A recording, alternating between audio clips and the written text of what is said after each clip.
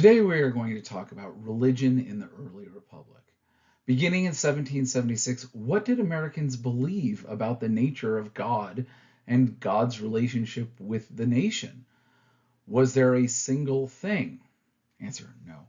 And we're going to kind of look at this from 1776 to about the time of the Civil War, encompassing what's traditionally known as the Second Great Awakening, although we'll talk about the nuances and definitions with that as well, and the different sorts of revivals and religious movements that the early republic faced. As an opening thought starter, how do things change? Obviously, we're talking about the change from colonial life to early republic today, but how is it that things change? How is it that cultures change? How is it that the feeling of how things belong change? You probably have had some groups that kind of didn't fit in or things weren't quite working well, and then everything just clicked. You've also probably had some groups of friends or classes or other things where everything seemed to go well, and then all of a sudden just went off the rails, and you're like, okay, how did that happen? You also quite possibly have had some things that you used to hate but now love. So think about some of these and what made that change? What made that possible? The majority of political conflict of early America was grounded in what Richard Hofstadter calls the agrarian myth of America, that the United States was the only country in the world that began with perfection and aspired to progress. Following a similar pattern along the military and political changes in the American landscape was a change in the attitudes about religion. In 1776, only 17% of Americans went to church. Yet famously, Alexis de Tocqueville wrote, quote, "There is no country in the world where the Christian religion retains greater influence over the souls than in America." This was written in 1835, not that long afterwards. Granted, de Tocqueville's observation about Christianity in America was a snapshot of an ever-moving target. But what changed? Or did nothing change, and is it just that Europe was that much worse? Because there is a certain amount of truth to that as well. The answer is that a lot changed, but maybe not what we would think.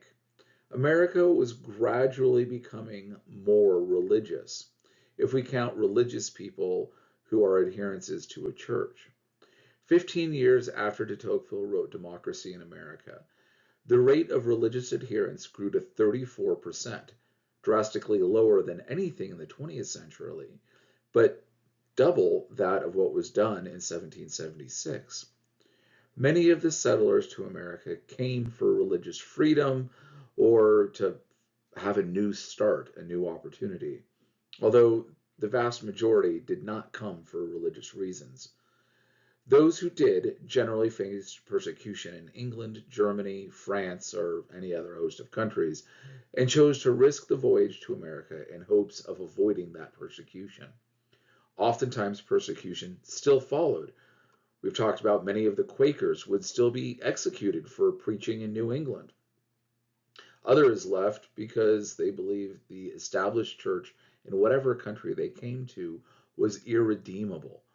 Still, others didn't care one way or the other about church or its governance, and they came to America for economic reasons, same as anyone might migrate today.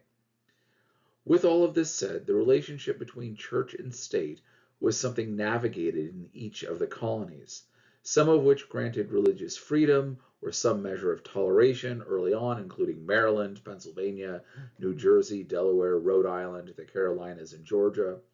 Religious toleration was also enshrined in England's 1689 Declaration of Religious Toleration, a consequence of the Glorious Revolution, where the Dutch conquered England and brought many of the guiding principles of the Netherlands to govern America, including religious toleration of Protestants and the banking system.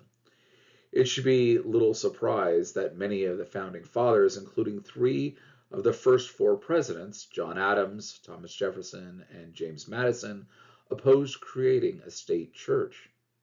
Adams, Jefferson, and Madison all sought to limit the insertion of ecclesial matters into the operation of the state and vice versa. Their opinion was not universally held by other founders.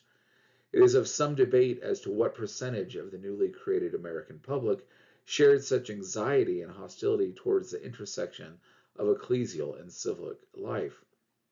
The Congregationalist John Adams' views of Christianity resembled Kant's and his Enlightenment thinkers of Europe. Adams valued Christianity as an agent of morality rather than its doctrines and creeds. James Madison opposed state sponsorship of religion in the Virginia legislature. Madison surmised that this relationship resulted in tyranny from either the state or the church, if not from both. Rather, he argued that all laws pertaining to religion should be left to the supreme lawgiver of the universe rather than to legislators, not terribly different than what William Penn argued. Thomas Jefferson's relationship with Christianity has always been one that's rather suspect. At best, he's a nominal Christian with deist sympathies. Jefferson feared a strong clergy, miracles, and unbridled religious enthusiasm, many of the very things that are going to be launched after the American Revolution. While Madison feared authoritarianism, Jefferson's rhetoric was nakedly anti-clerical.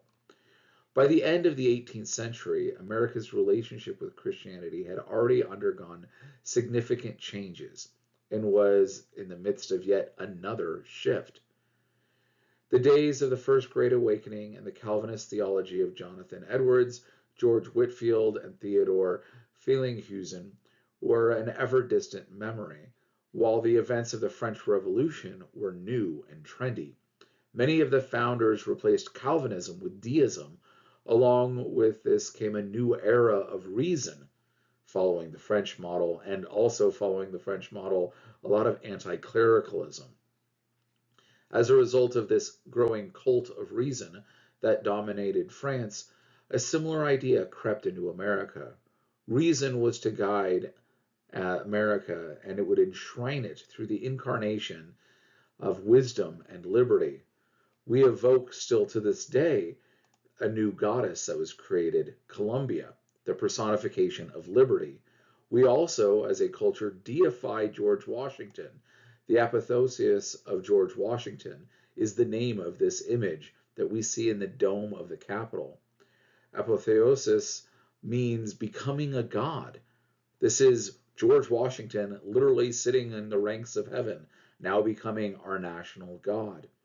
Additionally, pagan shrines were erected to other founding fathers. We have these all over Washington, D.C. They look very, very familiar to what you would see in Rome or elsewhere in honor of their gods. There were very few attitudes about ecclesial polity shared at the beginning of the newly independent colonies. There was only one widely shared religious attitude which dominated America, and this was the avowed anti-Catholic sentiment. While many state legislatures were unsure if they should prioritize one denomination over another, they agreed that only Protestants should be permitted in the halls of power. 5 of the first 13 states went even so far as to enshrine this in their new states' constitutions, prohibiting Catholics against serving as elected officials. What was notable about this period of irreligiousness was not its existence, but rather the openness in expressing anti-religious sentiment publicly. America was decidedly Protestant, if anything. Catholics were the enemy of reason and did not belong in America, is what the message of these early Americans were arguing. While the newly founded republic was decidedly not Catholic, it was also not English. It was now a break from anything that could be seen as too English. Therefore, the churches that are English also no longer belonged. When the Revolutionary War broke out, those churches that were dependent upon ecclesial institutions of England were seriously hampered from any growth or vitality. Appointments were often delayed. Those who were appointed by English magistrates were viewed as suspect, and many patriots believed that their loyalties were to England rather than the colonies struggling for independence. English bishops in all denominations were assaulted, exiled, or worse. The Congregationalists, Episcopalians, and Presbyterians, who dominated ecclesial political dialogues of colonial America, found themselves on the defensive against a hostile, irreligious public. The Anglicans had to completely rebrand as the Protestant Episcopal Church of the United States a decade after the Revolution to disassociate themselves from the stigma associated with their fealty to the crown. Being called the Church of England wasn't going to work. Presbyterians and Congregationalists supported independence and were in better shape. At the time of the Revolution, 55% of those affiliated with a religious denomination belonged to one of three denominations: Congregationalists, Presbyterians, and Episcopalians, in that order. The Congregationalists held the largest share of religious adherents, with 20.4% of those who ended up attending church. This number dropped to only 4% by 1850. Similarly, the Episcopalians dropped from 15.7% to only 3.5%. The Presbyterians survived better than the other two, but still dropped 7.5%. These three denominations simply failed to adapt to the shifting landscape. Politically, they controlled America at the time of the Revolution, but the Revolution itself dismantled their apparatus, opening the door to their challengers. With the arrival of the Jacksonian era in the 1830s, America's independence was assured. Along with this political assurance, the period evidenced economic and geographical expansion on a level heretofore unseen. Western frontier defined America as much as the old established cities in the East. As T.J. Jackson Lears points out, it was at this time that American ideology of the Promethean self-made man grew into its own mythic status. Their frontier, not deism, defined American religious life throughout the 19th century. The frontier is an area of unknown potential, new settlement, and rapid population growth. Just as the colonies enticed people for a host of reasons to leave their family homeland to the western frontier, did the same. Frontiers are always populated with newcomers and strangers who have their own reasons for risking their life and relocating. Frontiers are also areas that have more men than women.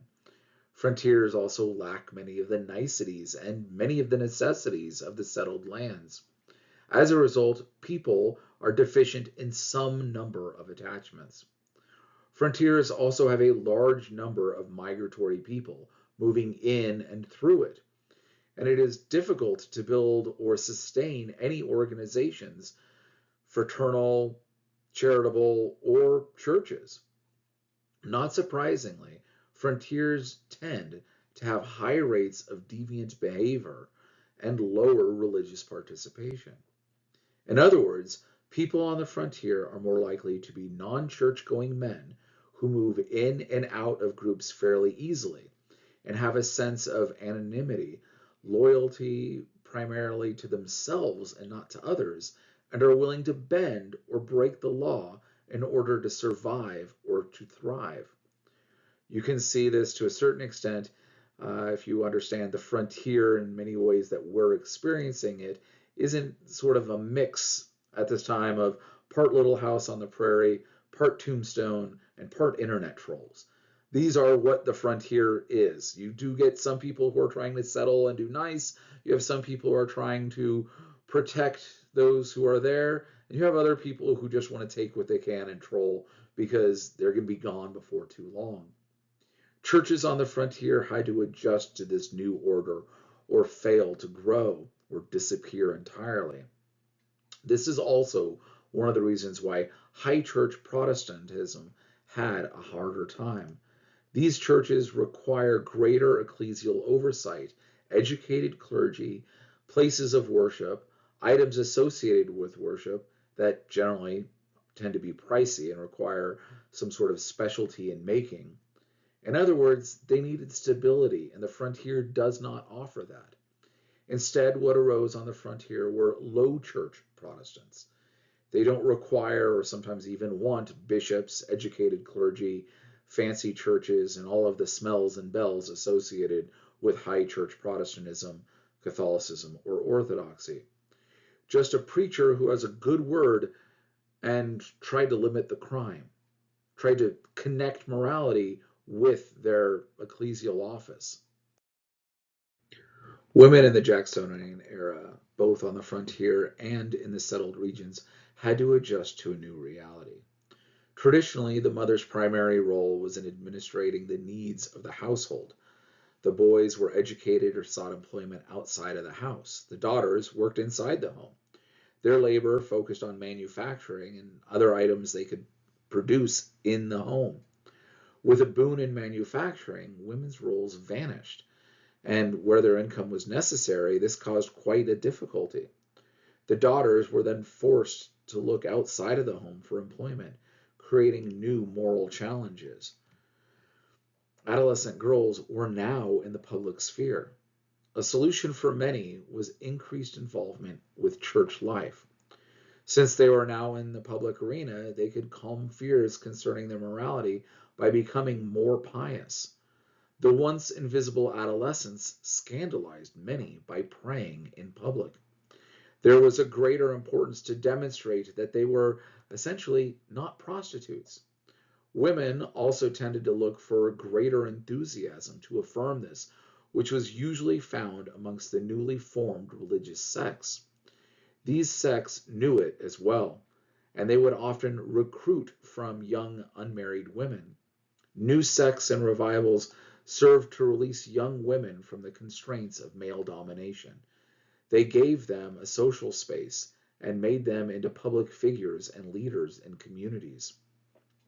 It should not surprise us that women played a significant role in the revivals and sects of the early republic. Women, more so than men, found great attraction and contributed greatly to the Second Great Awakening. In 1832, the Reverend Ebenezer Porter estimated women converted at a ratio of at least 3 to 2 during the Awakening. Another noticeable feature of the Awakening was the success that it had amongst the young. While their parents fought in the Revolutionary War and placed their faith in deism, the adolescents coming of age in the young country were swept up with religious revivals. The Second Great Awakening in America is far more difficult to define than the first. Was the awakening large or small, urban or rural, individual or corporate, Calvinist or Arminian, a resurgence of mainline traditions, or the entry of Methodists and Baptists on a larger scale? You will find academic articles and discussions making each and every one of these points. Most of the confusion arises from the fact that, like the First Great Awakening, there were many revivals which occurred during this period, and unlike the first, they did not always share theological or confessional assumptions. In many ways, the small definition of the Great Awakening is easier to discuss. It focuses on the theology of Timothy Dwight, who was actually the grandson of Jonathan Edwards. And in many ways, this second small definition of the Second Great Awakening resembles much more the first. It is, in fact, the most institutionalized forms that exists, and it emerged in the 1790s. Dwight's revival centered in New England, a lot like that of Jonathan Edwards. This time, though, the frontier influenced the cities rather than the other way around. Dwight, like his grandfather, graduated from Yale and served as the Awakening's primary theologian, stressing what they both needed and they understood as the, quote, plain gospel truths. These truths were interpreted through a Puritan lens, focusing on God's absolute and complete sovereignty, the total depravity of man, and the atonement as an act of God's love. Dwight died in 1817, but the revival continued through many of his students. Chief among this was Dwight's student Nathaniel William Taylor, who is the architect of what's known as New Haven theology. Taylor argued in 1828 that man became deprived by his own act rather than as a consequence of human nature. His famous saying is, sin is in the sinning. Right? You're actually doing the sin as opposed to it being a part of human nature. It's universal because humans universally sin, but this also means that it's not necessary. In many ways, this found a sort of middle ground between Calvin's insistence on total depravity and the sovereignty of God, and yet also giving some room for human agency, because agency is the thing that we can change and want to hold on to. That in your sin, you have sinned, you have done it, right? This action is there. So you can still have agency and still be totally depraved because of what you have chosen to do. This small definition of the Second Great Awakening primarily served to fortify New England Anglicans and Congregationalists, as well as some Presbyterians, against their growing Protestant competitors, mainly the Baptists and the Methodists. To that end, some have even referred to this smaller definition of the Second Great Awakening as the Second Puritan Great Awakening, although that might be a little bit of a stretch as it is slightly different. Far more difficult is to actually define the larger definition of the Second Great Awakening. By its very nature, it's larger and also has a lot more disparate parts that don't all seem necessarily to fit together. And do you exclude some or do you include others? And if you stop at one point, why not the one shortly thereafter? And at what point does the date end? As we have countless revivals stretching throughout all of the 19th century. So, the other interpretation of the Second Great Awakening includes the revivals outside of New England and away from mainline Calvinist inheritors of the First Great Awakening. For this larger definition, the striking feature is the shift away from Calvin and towards a more Arminian position. In other words, one that allows for more human agency. That's usually the sort of easiest way to define this split. There's a lot of other technical variations, but that's the easier way to do that. And along denominational lines, we see this evidence through the Methodists and the Baptists. The chief theologian associated with this strand of the awakening is Charles Grandison Finney, who we'll address later with his connection with the holiness movement. The end date of the Second Great Awakening is also very ambiguous and may extend well past the Civil War, although most try to kind of bring it in right before that. However we want to identify the awakening, there is something at foot during this era. Something is happening. What it exactly is, we're not entirely sure, but we can kind of see all of the different symptoms, as it were, popping up even if you don't know the underlying cause. There was a massive result of competing revivals, and the result of that was the doubling of church affiliation to 34% in 1850. Furthermore, the radical deists lost all support from the masses in America. The Enlightenment notions of progress were harnessed by the churches and placed into a sort of eschatological framework. There was new widespread belief that Christ's return was imminent, and this simmered just below the surface of the Second Great Awakening, occasionally erupting with new movements which prophesied that this was the end of days. Despite the eschatological fervor, few people were willing to set a date for when Christ would return. Famously, in the 19th century, one man was willing to do so. This was William Miller. Miller, a farmer by trade in northeast New York, converted from deism to become a Baptist theologian, not terribly different than what the whole country was doing. Upon his conversion in 1816, he ran across a publication that discussed the end times and dating. He then calculated, based off of the book of Daniel and a 360-day year calendar, that God had indeed revealed the date of the end of the world if one only looked at several prophecies and pieced them all together.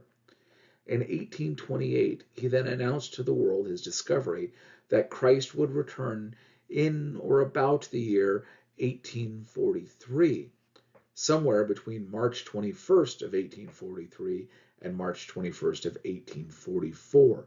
This would be our window.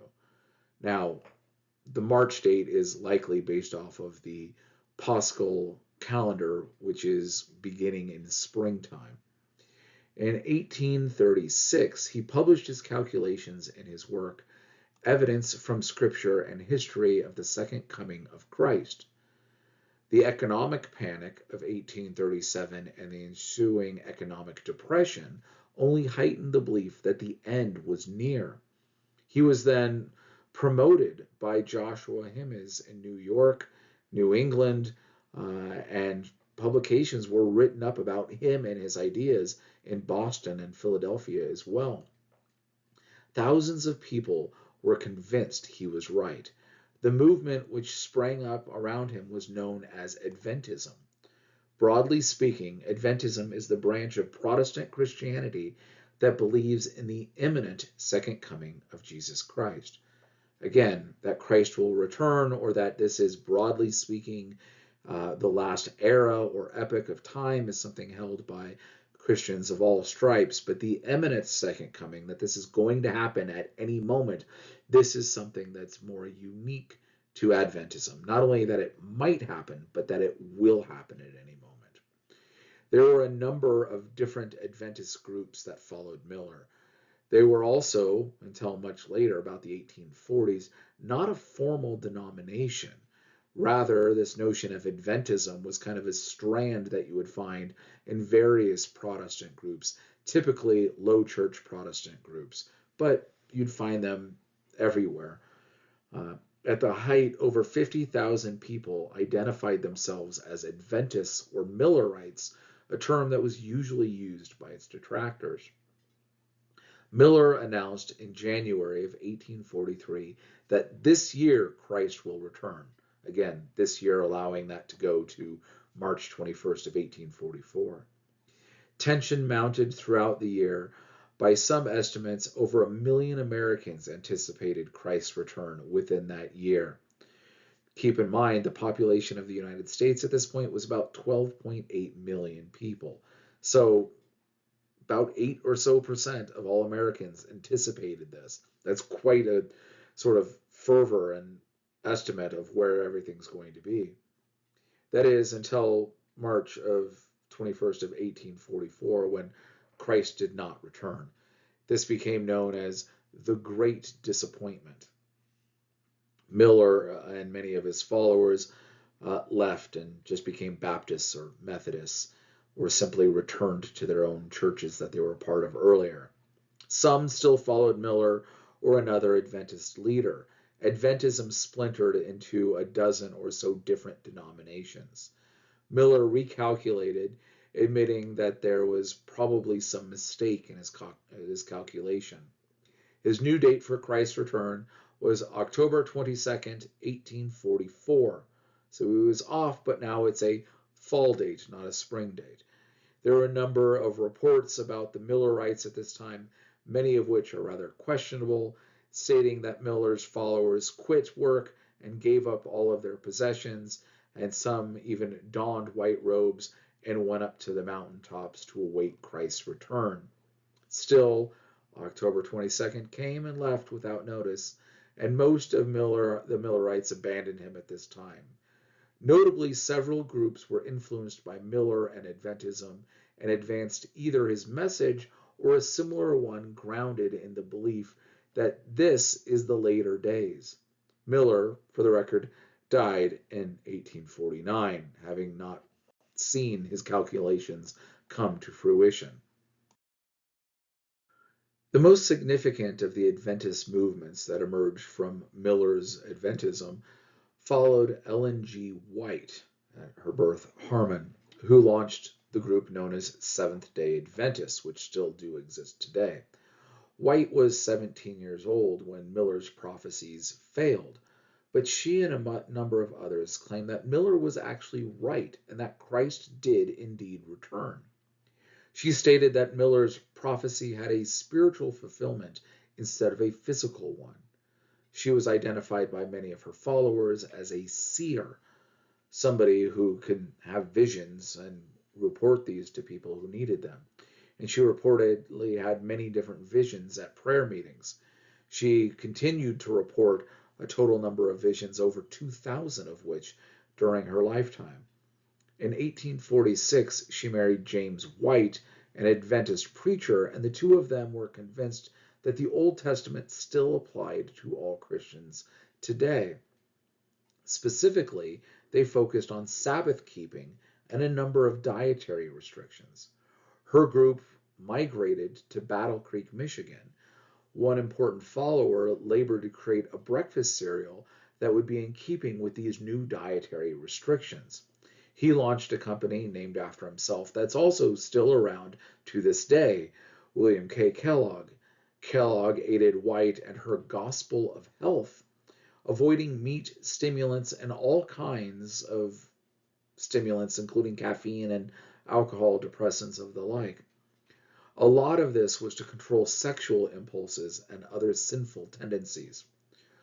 While Seventh-day Adventists became the largest of the Adventist groups following Miller, many of her followers interpreted Revelation 19:10, the testimony of Christ and a spirit of prophecy, to speak about her as this spirit of prophecy, of her as a prophetess. She had a number of prophecies associated with her visions and wrote nearly 10,000 pages of prophetic material. One notable doctrine was that of the Great Controversy, a cosmic war being waged between Jesus and his angelic army and Satan and his. While some anticipated the end of the world, others sought a twofold salvation, both the country and themselves. Those people on the frontier hoped for a better future and believed that it was indeed possible. This fed its own type of revivalism known as camp meetings, beginning in the South but spreading throughout the country. An attempt to save oneself, Presbyterian minister James McGready in 1796 launched a revival at a meeting in a camp in Kentucky. McGready was given 3 parishes in Logan County on the Tennessee border. In order to reach the men on the frontier, he set up this meeting. It was rather rustic, and they had to hunt for food and forego coffee as there was none to be found. It wasn't because of the gospel of health and avoiding stimulants. You just couldn't have any. You're on the frontier. It wasn't there. At the dawn of the 19th century, the meeting grew slightly more formal with assigned days and additional help. 2 other Presbyterian ministers joined him, and one Methodist minister as well. During the 4-day meeting in June, the men were convicted of their sins, and a revival broke out, spurred on by a woman who shouted out for God's mercy. While this may have been the first, the most important of the revival meetings took place at Cane Ridge. The Cane Ridge revival was the largest of the revivals. It had between 20 and 30,000 people in attendance. Keep in mind, the largest city in Kentucky, Lexington, only had about 1,795 inhabitants. Cane Ridge gathered the attention of Protestants of all denominations. There were multiple stands set up with people drifting from one preacher to the next to hear what they had to say. It was massive and very emotional. Preachers all emphasized the issue of guilt, despair, hope, and the assurance that we saw in the First Great Awakening. Common, too, were outbursts of weeping and shouts of joy. Both detractors and supporters reported that people were swept up with the fervor of the meeting and had physical exercises, falling, running, jumping, and jerking, which were attributed to the smiting power of the Holy Spirit. People joined churches at astonishing numbers. Both the Baptists and Methodists saw over 10,000 people added to their ranks in Kentucky over 3 years alone. The Presbyterians, too, also had some notable growth. After all, the earlier meetings by McGready were done from the Presbyterian source, but now that this growth had been including exuberances, the Presbyterians put a halt to camp meetings in 1805 in their General Assembly, stating, God is a God of order and not confusion. Whatever tends to destroy the comely order of his worship is not from him. The Cumberland Presbytery was also dissolved by the Synod of Kentucky for ordaining illiterate exhorters. The name most attached to the Cane Ridge Revival and Kentucky camp meetings is Baron W. Stone. He was of the New Light Schism of 1803, which shifted away from the established and disapproving Presbyterians and became the Kentucky wing of the Christian movement, as he called it. Stone argued that, quote, Christians could and should live together in love, and they resolved to be known by no other name, end quote. The camp meetings were quickly used by other denominations in an attempt to copy the Cane Ridge Revival. In 1811, Methodists were holding their own camp meetings. The meetings would become more associated with Methodists than with Presbyterians as time went by. The meetings grew to such a level that even President James Buchanan supported the revival, attending meetings near his own home in Bedford Springs, Pennsylvania. Stone is typically connected with the work of his fellow revivalist Thomas Campbell, who settled in Kentucky after his arrival in Ireland in 1807. The two of them will eventually join forces, and this will become known as the Stone-Campbell movement, and those who followed them are usually given the title of Campbellites, although there are many other names associated with them. They identified themselves following Stone's notion of simply being Christians. There were two main tenets to Campbell's theology. One is that there is only one church and it should act accordingly. He argued that Protestants around the world might number as many as 40 million, but they're so divided that they weren't strong at all. Rather, it's a family torn by factions. Quote, I will not attempt to name the antagonizing creeds, feuds, and parties that are in eternal war under the banner of the Prince of Peace. And yet they talk of love, charity, and conversion of the Jew, the Turk, and pagans. The second main doctrine or tenet of Campbell's theology was that the church was Protestant. This didn't include Catholics by its very nature. He subscribed to what is known as the Protestant theory of the Great Apostasy, and we'll discuss this later on. With these in mind, by 1833, the followers of Stone and Campbell merged into a single movement known variously as the Christian Church or the Disciples of Christ, or casually just the Campbellites. The hope was that it would end all further division happening in the Protestant world and that everyone would fold into this sort of big tent. In effect, it was just another division, though, but it did find great early success in Ohio, Indiana, Illinois, Kentucky, Tennessee, and Missouri. The Stone-Campbell movement had a number of consequences for established denominations, especially those in the South. Many Baptists rejected the teaching of Alexander Campbell on the grounds that the church needed to be restored entirely due to the notion of the Great Apostasy. Campbell's two theological tenets essentially said that there was only one church, and a church that's restored under Campbell, and that because of the apostasy, all other churches are false. What's more, Campbell argued that baptism was necessary for salvation, and since your Baptist church down the street isn't a part of Campbell's church, that means your baptism didn't count. You're fallen. You're outside. This completely gutted many of the churches across the Tennessee Valley, to the point that churches went from having 300 people on a Sunday to having 2 or 3 on a Sunday in some cases. As a result of this, there's sort of a Baptist backlash that's known as landmarkism. And this was developed in part to counter Campbell by James Graves. It taught first that Campbell was wrong and that the Baptist churches are the only true churches in the world.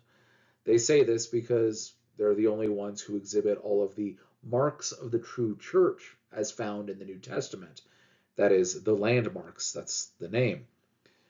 These are interpreted as being what is needed to be a, quote, Bible church. That is, an emphasis on the Bible. They see themselves as a local church and not universal. Catholic meaning universal, therefore they're not a Catholic church. Obviously, then there is no head of the church. There's no need for a pope. And because it is local, there are no bishops either. And the polity is congregational. All of its members are only saved people, so there's no baptism of babies or half members like we had within the Cambridge platform. Much of this is very consistent with early American Baptist theology. The landmarks emphasized that the church was always local and visible, that always throughout history there was a church somewhere that is found in a particular place that is faithful to God. This creates a tension because they also believe that most churches have fallen into error to some degree. So they develop what's known as the doctrine of the trail of blood. Now, the trail of blood is an interesting trail or mark, a history, where different groups were identified as proto Baptists or Baptists in essence, although none of these groups, largely, would be any bit associated with being Baptist. You'd oftentimes get groups that taught things that were at odds with one another, and both are kind of marked here, or at odds with anything that you would find by Baptist theologians in the 19th century, let alone today. Mostly Baptists today have kind of put this aside, but you can still find documents or references to this trail of blood. What made them Baptists is this sort of legacy of martyrdom, or at least the purported legacy of martyrdom. Many of these groups were on the outs and died sometimes at the hands of the Roman Catholic Church, or at least that's what becomes purported, that they essentially were martyrs to a cause that was great because they were fighting against papism, and therefore they're secretly Baptists, even though what they say and oftentimes wrote didn't line up with that at all. But here in the 19th century, that means that unless you're a Baptist, you're not a part of the true church. Since the church down the street is not a part of the one true church, that is, they are not Baptist, you can't have pulpit affiliation with non-Baptists anymore. Commonly, as we have seen, you may have Presbyterians, Methodists, and Baptist preachers preach in one another's churches. This was common up until this point. There would be what's known as union revivals, where different denominations worked together. This is no more the case for landmark Baptist churches. They also argued that only a church can do churchly acts. So any previous baptisms would also not count, since whatever group you were baptized in wasn't a church. In many ways, they're doing the exact same thing that they're reacting to Campbell for, but now saying, no, we're the ones that are right, you're wrong. Today, the largest Protestant denomination in the U.S. emerged from this landmarkist Baptist tradition, the Southern Baptist Convention. So, as a matter of recap, landmarkism is the belief in about 6 things. One, that the churches and kingdom are the same. 2, Baptist churches are the only true churches in the world. 3, the true church is local, visible, and it is an institution that you can find in an actual particular place. 4, there must be no pulpit affiliation with non-Baptists. 5, only a church can do churchly acts. And 6, Baptist churches have always existed in every age by an unbroken historical succession.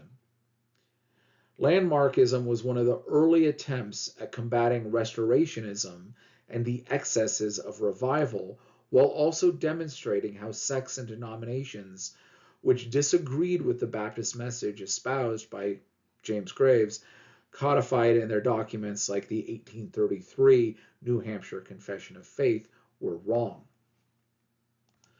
It is also maybe important to note, too, that you have things like the Southern Baptist Convention.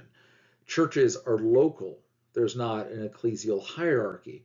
So it's an association of individual churches that are visible, right? So this is why you have conventions. Usually they convene together to share funds for missionary ventures or something else along those lines. It's to help identify other true Baptist churches. Otherwise, you would have an ecclesial hierarchy, which they don't affirm. Essential to understanding the revivalism of the early Republican religion in America is the belief in the Great Apostasy. The quote, Great Apostasy is the theory that at some point the church fell into apostasy. This varies depending on who you're talking to, but the theory is that in order for the Reformation to be legitimate, then the Roman Catholic Church had to need reforming. Additionally, the worse the Catholics are, the more reforming is needed. And since modern Protestantism doesn't look anything like the Catholic Church, then the church must have been really big in its apostasy and its mistakes and its fall. And therefore, it's not anything like the book of Acts, and you reinterpret all of this. The argument for a great apostasy rarely addresses any specific doctrine or practice. Early on, many Protestants argued for the doctrine of adaphoria, that are those things that are not explicitly mentioned in the Bible are neutral and can still be practiced, at least to some degree. This was an early debate within Lutheranism, for example, but you see played out in other places as well. Some rejected this idea and others affirmed it.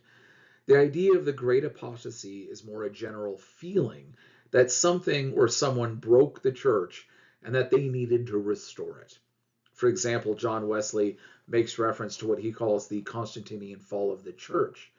This is the belief that at some time around Constantine, at the end of the third, beginning of the fourth century, and the patronage of Rome and the Roman Empire, the church was compromised, corrupted, and fell into some sort of great fall.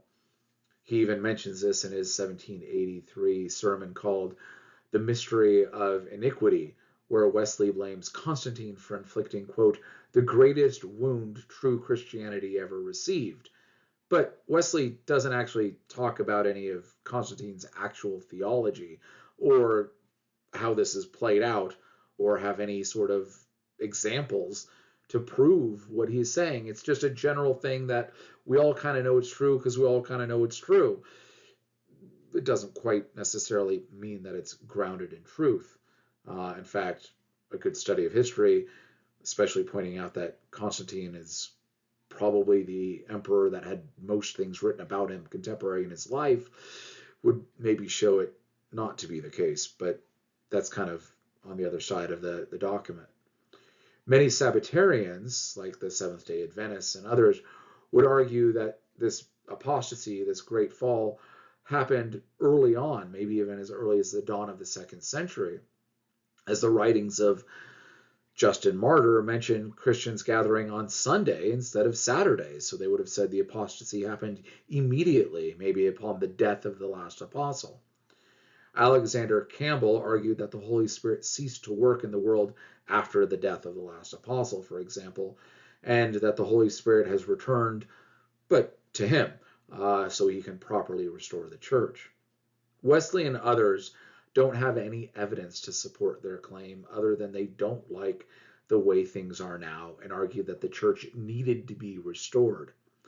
Restorationism is therefore the argument that the church is being restored to its, quote, original or now improved form by a prophet or a preacher. There are countless of these restorationist movements throughout the 19th century.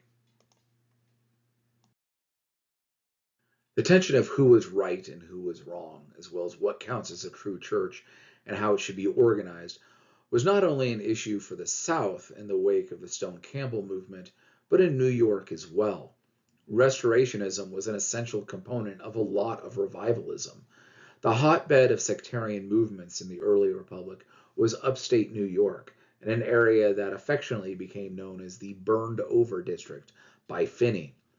The name was given as there were so many revival fires that they were ignited. The whole world, as it were, was burned over, at least the region was. Revivalism, camp meetings, and heterodoxy continued with the emergence of sectarian movements. Many of these new groups believed that the end of the world was at hand, and their message was a restoration of some long-lost Christian identity. Broadly speaking, many groups fall under the title of restorationists, and their message was anything but uniform. One of the most noted groups to emerge from the burned-over district of New York were the Shakers. Mother Ann Lee founded the Shakers in England but moved to America in 1774. She taught that she was the second coming of Christ. The first Messiah, Jesus, was male. Lee reinterpreted Genesis' creation account as the creation not of humanity, but as a prophecy concerning the Messiah, or in this case, Messiahs, Jesus being the male Messiah and she being the female. As the parousia, the return of Christ, as it were, she argued that procreation was unnecessary, and it demonstrated a lack of faith. Men and women lived apart and remained celibate.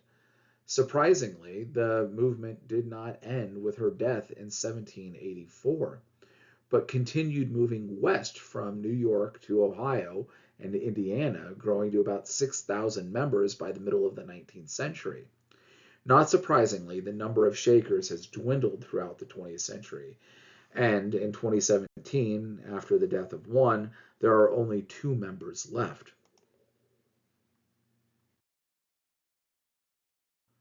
The Shakers spawned another movement settling in New York. John Humphrey Noyes began what he called the Bible Communists in Vermont in 1836. The movement then moved to Oneida, New York. Noyes believed that everything should be held in common, as was the case for the church in the book of Acts. For Noyes, everything meant everything, including sex. Noyes disapproved of the celibacy of the Shakers and advocated for what he called complex marriages. Under this new system, the community orchestrated a series of temporary mating partners, pioneering a eugenic principle of scientific propagation. The rejection of the traditional understanding of marriage brought derision upon the community, and by 1880, the utopian religious experiment made way to a new economic one. The silverware was far more popular and acceptable to outsiders than their blend of biblicalism, eschatology, and sexuality. Oneida flatware is still sold today. Another failed restoration movement followed Elijah Pierson and Robert Matthews. Pierson went crazy after the death of his wife and tried to find ways to bring her back from the dead. Eventually, this led him to the idea that Matthews was actually a prophet. Matthews renamed himself Matthias, and the two of them set up what became known as the Kingdom in New York in the 1830s. The Kingdom of Matthias had elements of both the Shakers and Oneida, periodically advocating for celibacy and wife swapping when new spiritual matches were revealed to the prophet. Matthias and his current spiritual match, Isabel, were later arrested, though, under suspicion of poisoning Pierson. This launched the penny presses in the United States and the first real crime and scandal gossip tabloids. It is noteworthy that Isabel becomes famous after this in American history as a noted abolitionist and activist under the name Sojourner Truth. Probably the greatest example of restorationism and one of the largest movements to emerge from the burned over district of New York comes from Joseph Smith and the Mormons. Smith was clearly a product of the religious enthusiasm and chaos of his time. He later reported that as a youth, he was focused on the controversies and denominational squabbles. Quote, "In the midst of this war of words and tumult of opinions, I often said to myself, what is to be done? Who are these parties to be right, or are they all wrong together?" Smith then reported having a vision of 2 heavenly personages, the Father and the Son. They told him that he was to restore the church. Smith followed restorationism, and also by this encounter, you can see that he was anti-Trinitarian. We have the Father and the Son as 2 separate beings.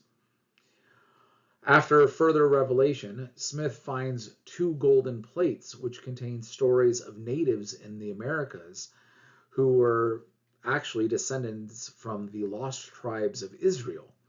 Christ is said to have then appeared to them as the basis of the Book of Mormon as another testament. In the 1830s, Smith's Book of Mormon was published at Palmyra. The following year, Smith and his followers faced persecution, flee New York, and settled in Kirtland, Ohio. Smith faced criticisms from many corners, including Alexander Campbell, who criticized the newly published Book of Mormon in his work His Delusions, an analysis of the Book of Mormon in 1832. It stated that the golden plates had anticipated and given definitive answers to, quote, every error and almost every truth discussed in New York for the last 10 years, including infant baptism, ordination, the Trinity, regeneration, repentance, justification, the fall of man, the atonement, transubstantiation, fasting, penance, church government, religious experience, the call to ministry, the general resurrection, eternal punishment, who may baptize, and even the question of Freemasonry, Republican government, and the rights of man. Many of the earlier followers of Smith were actually Campbellites, so we can kind of see the reason for some of the antagonism between Alexander Campbell and Joseph Smith. In fact, Sidney Rigdon was once contested Campbell's leadership as an early and ended up becoming an early follower of Joseph Smith. Even the initial name of the group following Smith was the same as the Stone Campbellites, that of the Church of Christ. In 1838, the name changed to the one we know today as the Church of the Latter-day Saints. You can see this notion of Adventism wrapped up within that as well. Many of the early documents also called the group by the name of the text, Mormons. One such example is the Doctrine of Salvation. The Book of Mormon is a portrayal of America as the promised land and advances a form of rational nationalism alongside religious beliefs.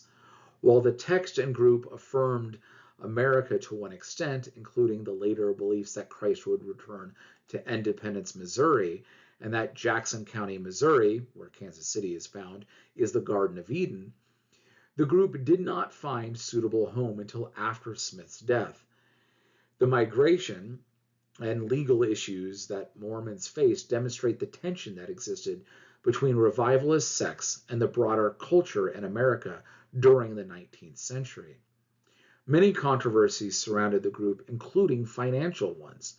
In Kirtland, Smith set up a bank, or rather an anti-banking company, so named to circumvent the legislature's refusal to grant him a bank charter, after he heard an audible voice of God tell him to set up a rival bank that would swallow up all other banks, and this is attested by Wilford Woodruff, the fourth president of the Mormons, those who made their way over to Utah. Smith then issued plates and printed his own money, largely there to fund the building of a temple. The notes passed as legal tender from a joint stock company. At first, the money circulated widely.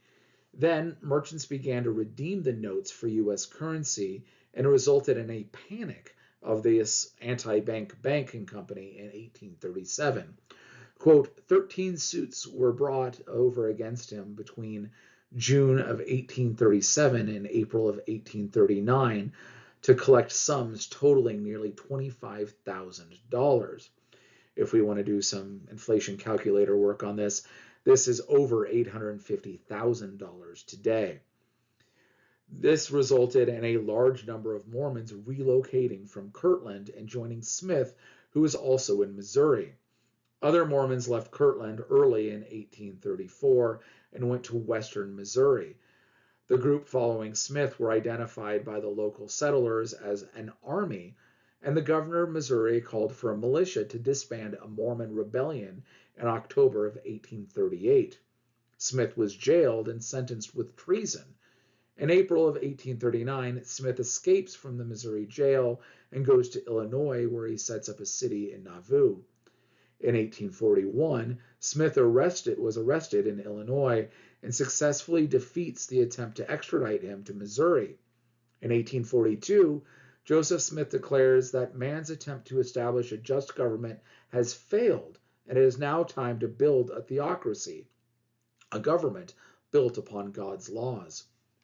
In 1843, Smith said he has received a revelation sanctioning polygamy, which he referred to as plural marriage. Polygamy was the growing concern in the 19th century. Smith was certainly not the first or the last to practice this. He had a number of wives. Most estimates actually put this number at somewhere between 30 and 40, some of which are also only identified as eternal marriages. In other words, they weren't consummated during his lifetime. The vast majority of Mormons abandoned this practice of polygamy in 1890, though it is still practiced by a few sects today. There are dozens of different Mormon denominations, for the record. In 1844, a group of 300 Mormons who were openly opposed to polygamy and the theocratic power of Joseph Smith formed a group under former Mormon William Law, and they held meetings and published a newspaper accusing Smith of committing, quote, abominations and whoredoms, and state that Smith brought innocent females to Nauvoo under the pretext of religion to add to his harem in an attempt to dismantle the city charter. On the orders of Joseph Smith, a group of Mormon residents of Nauvoo destroyed type and press equipment of the Nauvoo paper that was created to fight against Joseph Smith, declaring the paper to be a public nuisance. An arrest warrant for Smith was issued in a neighboring town for inciting a riot, but it was dismissed at least by the Nauvoo court. Tension between the Mormons of Nauvoo and the neighboring cities continued to grow, and it appears that a war is going to break out, or at least massive border skirmishes.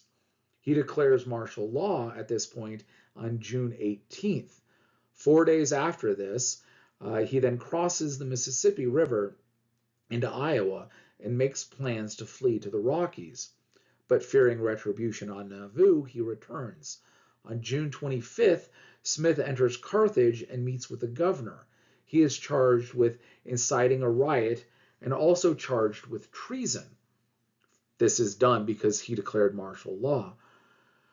By the way, treason is a capital crime. A hearing is then scheduled for June 29th, and he is held without bail.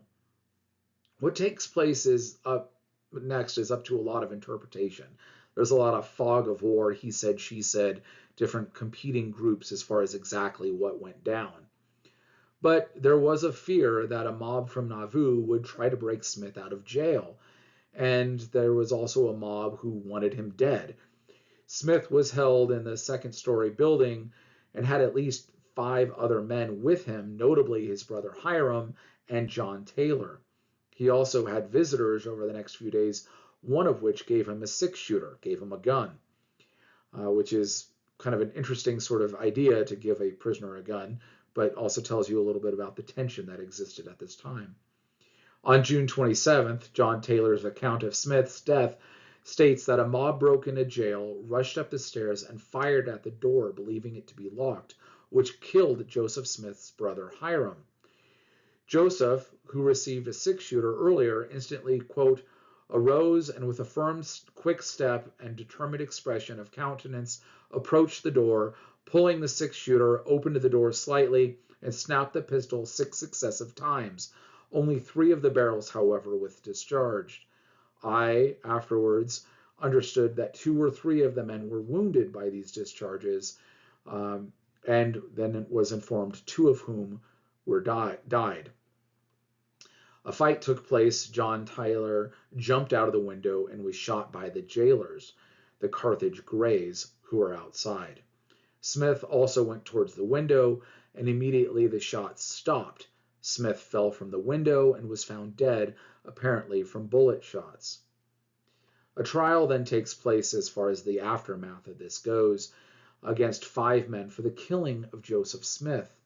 They are found not guilty on May 30th. In October, the Mormons of Haycock County agree to leave Illinois. February of 1846, under Brigham Young, the Mormons leave heading west, eventually settling in Salt Lake. Other Mormons who did not accept Young's leadership did not join him. A large contingent returned to Missouri, calling themselves the Reorganized Church of Jesus Christ of Latter-day Saints, RLDS. They followed the leadership of Joseph Smith's eldest son, Joseph Smith III. They are now more commonly called the Community of Christ and make up the second largest group of Mormons. Today, there are over 400 different denominations of Mormonism, most of which are rather small, and to call it a denomination instead of just a sect or maybe even a family is a little bit of a stretch. Mormonism is arguably the largest sect to emerge from the Restorationists in the 19th century. One may be thinking at this point, why do so many sects exist? And maybe even what transforms a sect into a church? Why do some succeed and others fail? Cotton Mather put it succinctly. He says, religion brought forth prosperity, and the daughter destroyed the mother. He went on to explain that prosperity was a major threat to piety among Congregationalists, for the enchantment of this world made them forget their errand into the wilderness. As a result, the established church runs a risk of becoming stale and not addressing the needs of the people, especially those people on the frontier. There is a need, and this is why the different sects arise. When the needs of the people are not addressed, they look for those leaders who can give a voice to their angst. This takes the place as a revival, an awakening, or the beginning of a new movement. Stark and Fink argue that, quote, churches and sects differ greatly in their ability to satisfy different human needs, needs that are always reflected in distinct segments of the religious market. So why is it that sects arise? Sects arise because they are needed. They succeed if by chance their voice actually resonates with what people want or need, and or if it resonates with enough people. Some groups kind of always will remain small because it really matters to that group, but not necessarily to everybody else. They are there to provide a voice for a particular sect. So what do we see is a sort of cycle that exists that kind of spurns this all on, especially in America and on the frontier.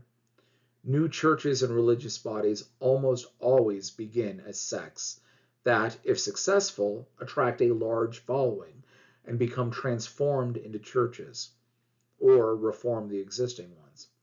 Once successful, they tend to shift their emphasis towards this world and away from the next. They become more established, in other words. They build larger buildings. They fund schools.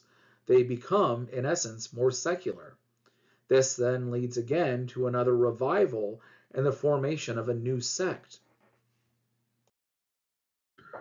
There are any number of reasons why someone would seek out a revival. One of the less reported revivals of this era is known as the Businessman Revival of 1858. The Businessman Revival also serves as an argument for the larger definition of the Second Great Awakening. The later date leads some to count it as a sort of separate movement entirely, as one more fire, as it were, kind of jumping up before going away. But it holds many of the hallmarks and of the traits associated with those who see mass conversions in the 19th century as an essential part of the Second Great Awakening. The Businessman Revival actually began in Philadelphia, not on the frontiers, on September 25th of 1857, when the banks suspended payment due to manipulations of the price of gold as a result of the French attempts to undermine the price of gold for the British at the close of the Crimean War. Again, large networks have all of these things here wrapped up within all of that. As a result of this, British holdings of the U.S. were liquidated, shrinking the American credit market. Faith in the Americans' finances failed, leading to many businessmen turning to God in this moment of need. The revival resulted in individual conversion as well as a shift in attitudes concerning liquor in the North. It is actually rather important as a sort of early movement towards teetotalism. While many in the early republic turned towards religious party to provide security, there were those who turned to new political parties as well. The political machines in Jacksonian era America had to interact with this shifting religious landscape as well. The outsiders often found home within Jackson's Democratic Party, including those evangelicals who were disestablished by their mainline counterparts. Democrats also found success in the South with the established Southern denominations who appealed to order and stability. The Whigs maintained the Congregationalists and the New Presbyterians in the North. The Republicans appealed to the morality of the Northerners and those frontier movements who refused the Whigs and found no solace in the Democratic Party. The Republican appeal to morality through a prohibition of the twin evils of slavery and polygamy resonated with Northern and Western Baptists and Methodists. They sought to differentiate themselves from sexual amorphous sects and those who maintained a belief in slavery. Republicanism provided a middle ground for the educated and religious who still wanted to accept the Enlightenment and live a pious life, but were not as stale as the Whigs were. Furthermore, the Republicans still maintained anti-Catholic stance that resonated with nativist tendencies, who equated the Catholics and Irish immigrants as the Antichrist. Many Republicans equated the Roman pontiff with a slave master, and Catholics as the slaves hostile to reason and freedom. So we end up using religious language and ideology in the formation of the GOP and this sort of relationship between politics and religion while being separated early on. In many ways, during the Republic, are intertwined once again.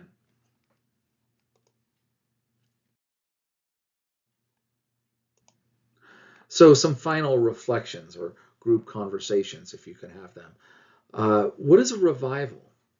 What does it do? What opportunities come with a revival, and also what costs, right? Not everything is a positive. And how is a revival different than a revolution?